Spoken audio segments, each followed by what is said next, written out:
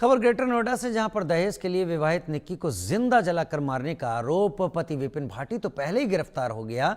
बाकी फरार तीनों नामजद आरोपी निक्की की सास, ससुर और जेठ को भी पुलिस ने गिरफ्तार कर लिया। आरोप है निक्की को पति और ससुराल वालों ने शादी के 9 साल बाद दहेज के लालच में जलाकर मार डाला। दादरी के रहने वाले भिखारी सिंह ने अपनी 2 बेटियों कंचन और निक्की की शादी ग्रेटर नोएडा के 2 सगे भाइयों रोहित और विपिन भाटी से की थी। परिवार का कहना है कि दोनों बेटियों की शादी में स्कॉर्पियो कार, बुलेट, ज्वेलरी के साथ काफी सामान दिया था, लेकिन ससुराल वालों का लालच खत्म नहीं हुआ। देश में सदियों से चली आ रही दहेज प्रथा के चलते आज भी विवाहिता को प्रताड़ित करना, जलाकर मार देना जारी दिख रहा है। निक्की इंस्टाग्राम पर रील बनाती थी। आरोपी विपिन के जानकार का कहना है कि इंस्टाग्राम पर निक्की का रील बनाने पर भी ससुराल वालों को ऐतराज था। दहेज के लिए हत्या, निक्की का क्या कसूर था? मासूम बेटे की गवाही विपिन का गुनाह साबित करेगी। रील के चस्के की थ्योरी, निक्की मर्डर की इनसाइड स्टोरी। रील का चक्कर, रियल मर्डर। दिल्ली से सटे ग्रेटर नोएडा में निक्की मर्डर मामला सुर्खियों में है। मायके वालों का आरोप है कि निक्की के पति विपिन ने दहेज की खातिर निक्की को जिंदा जला दिया। सोशल मीडिया पर विपिन का निक्की को बुरी तरह से मारते हुए और निक्की का आग में जलते हुए वीडियो वायरल हो रहा है। दहेज के लिए निक्की को मारने का आरोप विपिन, उसके माँ बाप और भाई पर भी है। निक्की की मौत के बाद ही विपिन भाटी को पुलिस ने गिरफ्तार कर लिया था, जबकि विपिन का परिवार फरार था। लेकिन 24 अगस्त की देर शाम विपिन की मां यानी निक्की की सास की भी गिरफ्तारी हो गई। 25 अगस्त को सुबह सवेरे विपिन के फरार पिता सतवीर भाटी और उसके बड़े भाई रोहित भाटी को भी पुलिस ने गिरफ्तार कर लिया। निक्की को जिंदा जलाए जाने की वारदात का चश्मदीद गवाह उसका 6 साल का बेटा भी है। उसकी आंखों के सामने पिता ने उसकी मां से मारपीट की और फिर जिंदा जला दिया। मीडिया रिपोर्ट्स में बच्चे ने खुद ये बात बताई। मां की मौत से बच्चा सदमे में है। पुलिस के मुताबिक उसकी हालत अभी ऐसी नहीं कि वो कुछ बता सके। सूत्र बताते हैं कि बच्चे के थोड़ा सामान्य होते ही पुलिस उसका बयान दर्ज करेगी। निक्की मौत मामले में जांच टीम के सूत्रों के हवाले से ये खुलासा हुआ है। उन्होंने ये बताया है कि निक्की के बच्चे का बयान जल्द दर्ज करेगी जांच टीम, क्योंकि उनका कहना है कि इस वक्त बच्चे की स्थिति ठीक नहीं है, इसलिए अब तक उसका बयान दर्ज नहीं किया गया। जिस तरीके से उसने पूरे घटना के बारे में बताया, उसको लेकर जो जांच टीम है वो इस मामले को लेकर बच्चे के बयान को दर्ज करेगी। साथ ही वो कंचन यानी कि निक्की की बहन जो उस वक्त मौजूद थी और वहां पर जो वीडियो बना रही थी वो कंचन ही बना रही थी। इस पूरे मामले को लेकर जांच टीम जो है वो अपना बयान दर्ज करेगी। साथ ही विपिन भाटी के घर के आसपास के जो तमाम सीसीटीवी कैमरे है उस कैमरे के डीवीआर को कलेक्ट करेगी और तमाम फुटेज को एग्जामिन करेगी। जिस तरीके से आरोपी पक्ष के तरफ से ये दावा किया जा रहा है कि विपिन उस वक्त घर पर मौजूद नहीं था और घर के नीचे जो दुकान बनी हुई है उसी दुकान में उस वक्त जो विपिन था, और विपिन के पिता के बारे में भी कहा गया सतवीर भाटी के बारे में कि वो भी उस वक्त घर पे मौजूद नहीं थे। फिलहाल जांच टीम का कहना है, उनके सूत्रों का, कि वो किसी भी वायरल वीडियो पर यकीन नहीं करेंगे। जांच टीम खुद से मौके पे जाके तमाम उन सभी सीसीटीवी फुटेज को, जो कैमरा है उसके फुटेज को वो डीवीआर के जरिए लेगी, उसके बाद उसको पूरी तरीके से एग्जामिन किया जाएगा। सूत्रों के मुताबिक निक्की की पिटाई का जो वीडियो सोशल मीडिया पर वायरल हो रहा है वो जनवरी महीने का बताया जा रहा है। सूत्र बताते हैं कि निक्की से मारपीट और उसका आग में जलते हुए दोनों वीडियो एक साथ दिखाया गया है। पुलिस इसकी भी जांच कर रही है। 24 अगस्त को इंडिया न्यूज के हाथ विपिन के घर के बाहर एक सीसीटीवी फुटेज लगी थी।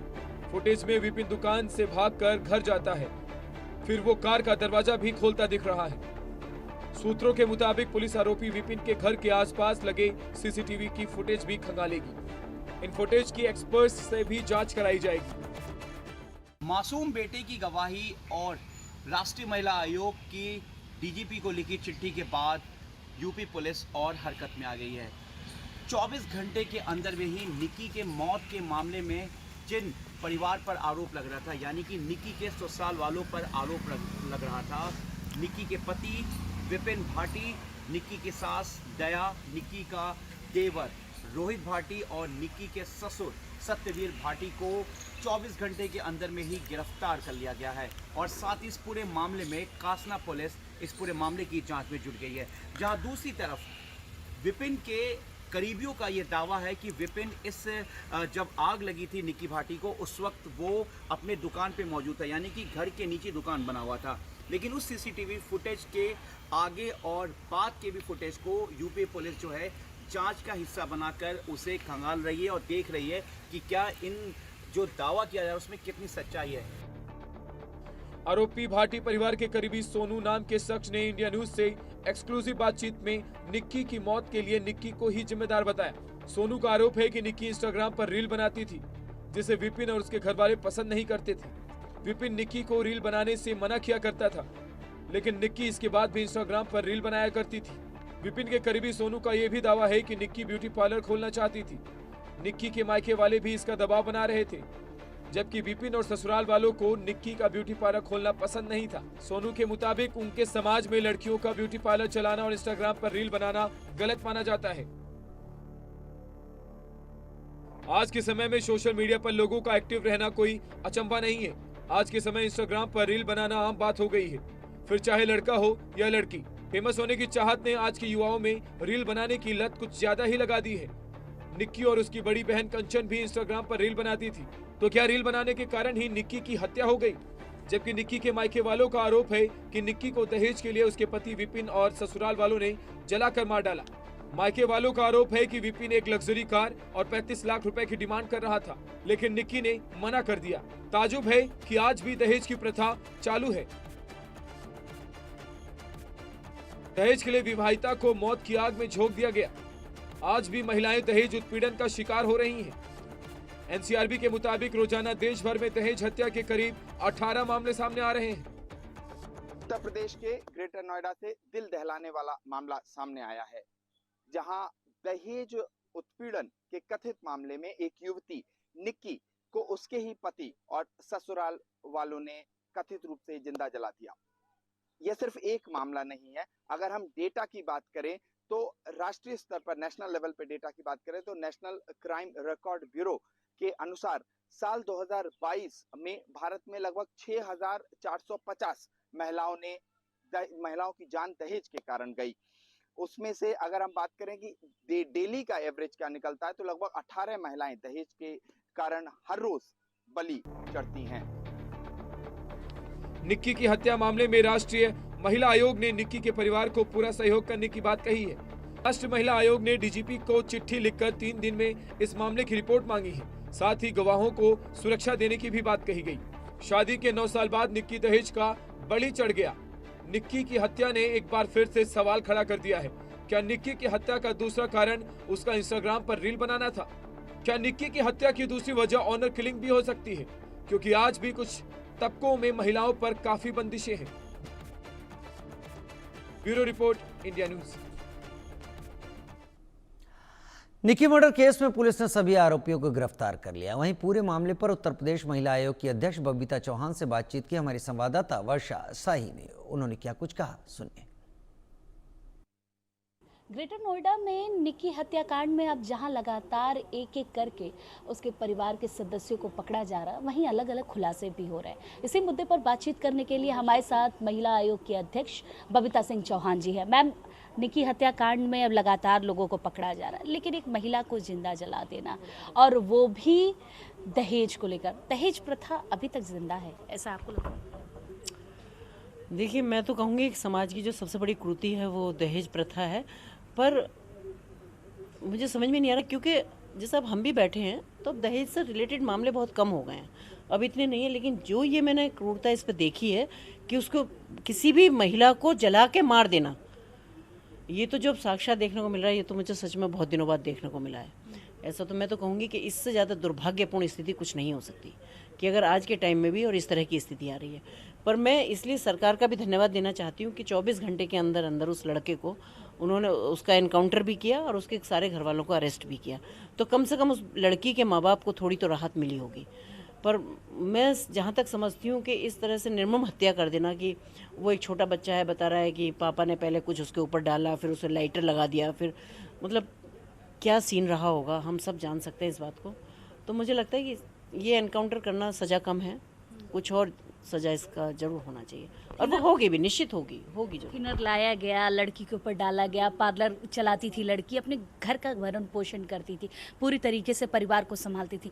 दहेज प्रथा, आप भी बोल रही हैं कि दहेज प्रथा की बातें अब हम नहीं सुनते। आपके पास अभी कितने मुद्दे आते हैं दहेज प्रथा को लेकर, और किस तरीके से महिलाएं आती हैं और आपको बताती हैं? नहीं, देखिए अब तो दहेज प्रथा के मुद्दे कम हैं, बहुत कम हैं, ऐसे बहुत ज़्यादा नहीं है कहीं भी। बहुत ज़्यादा ही ऐसे कुछ होंगे तो वो भी जो थोड़े से छोटे लेवल पे मैं कह सकती हूँ, कि जहाँ कि भाई आपने मोटरसाइकिल मांग ली या कुछ ऐसा दिया या कुछ भी दिया, तो या कुछ और किसी बात पे किसी और पे विवाद है, उसमें फिर वो दहेज का भी एक क्लेम हो जाता है कि भाई दहेज मांगा मुझसे या कुछ भी है। पर जहाँ तक अब ना के बराबर दहेज से रिलेटेड हमारे पास केस आते हैं, दहेज के केस अब बहुत कम है। निक्की मर्डर केस में महिला आयोग क्या पहल रहेगी, किस तरीके से वो उनके परिवार से मिल रही है या कुछ और चीज़ें उनके लिए कर रही है?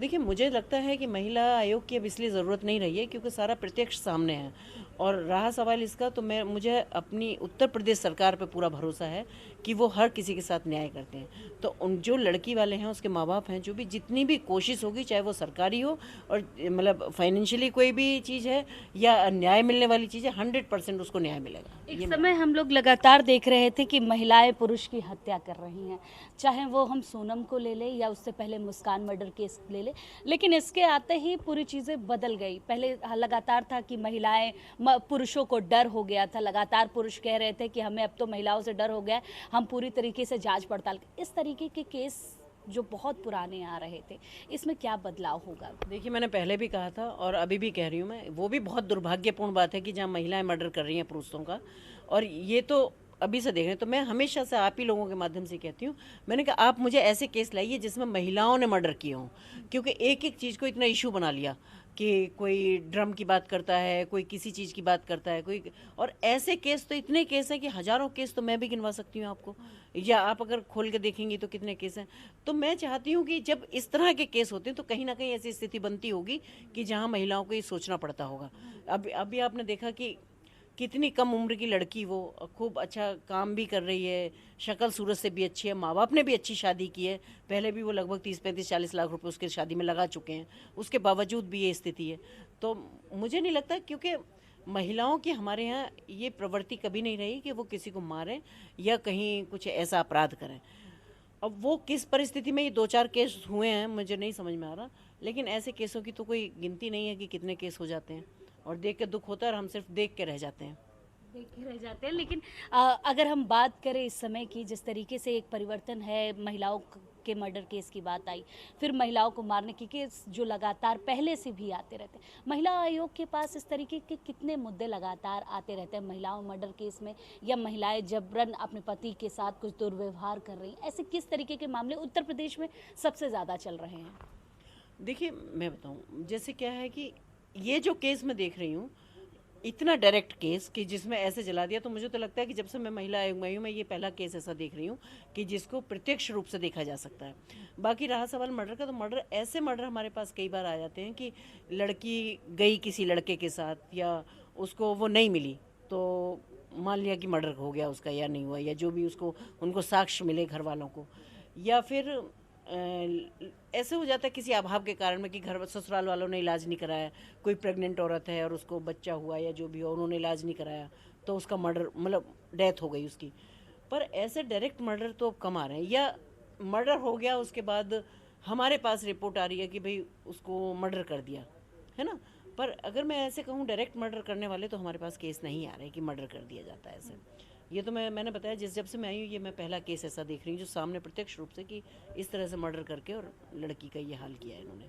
तो और रहा सवाल इसका कि निश्चित रूप से घनी आबादी वाला प्रदेश है, और आप जानते हैं कि आज महिलाएं सारे क्षेत्रों में काम कर रही हैं, तो सब क्षेत्रों से रिलेटेड आते ही हैं केस। तो पर मर्डर के तो कम आते हैं, थोड़ा सा अगर आते भी हैं तो वो यौन शोषण से संबंधित कि भाई हम थे कोई, या तो रिलेशनशिप में था कि उसने हमें धोखा दिया, शादी नहीं की, कुछ इस तरह के भी हैं। कुछ लड़कियां घर से गायब हो जाती हैं, कुछ इस तरह के भी केस हैं।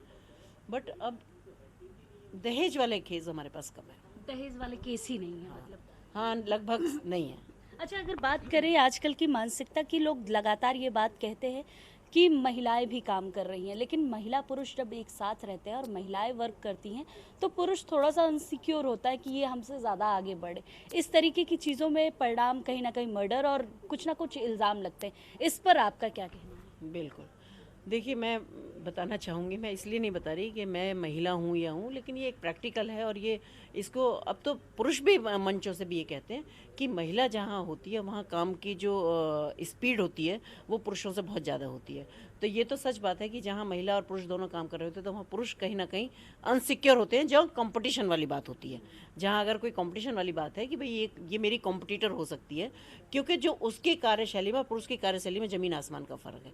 महिला जहाँ होती है वहाँ ईमानदारी से काम करती है। आज भी देख लीजिए आप, जितने भी भ्रष्टाचार, जितने घोटाले अगर खुले होंगे तो महिलाओं का एक आध दो नाम होगा और पुरुषों की तो झड़ी लगी पड़ी होगी।